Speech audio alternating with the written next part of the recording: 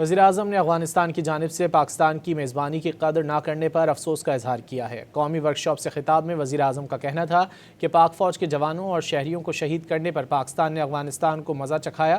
پاکستان کا ایک ہی مطالبہ ہے کہ افغانستان میں دہشت گردوں اور ان کی پراکسی کی مدد نہ کی جائے۔ اب افغانستان کو فیصلہ کرنا ہے اسے پرامن ملک بننا ہے یا نہیں۔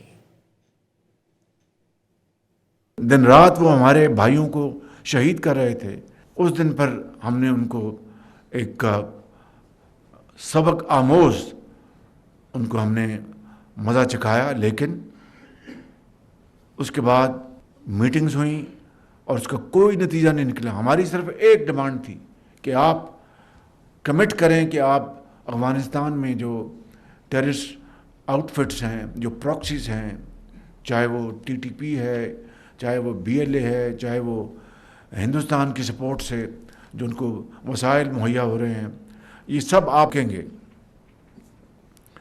Unfortunately they did not make any serious commitment. لیکن اس مرتبہ اس بات کا فیصلہ ہونا ہوگا کہ افغانستان پرامن طور پر رہنا چاہتا ہے کہ نہیں چاہتا۔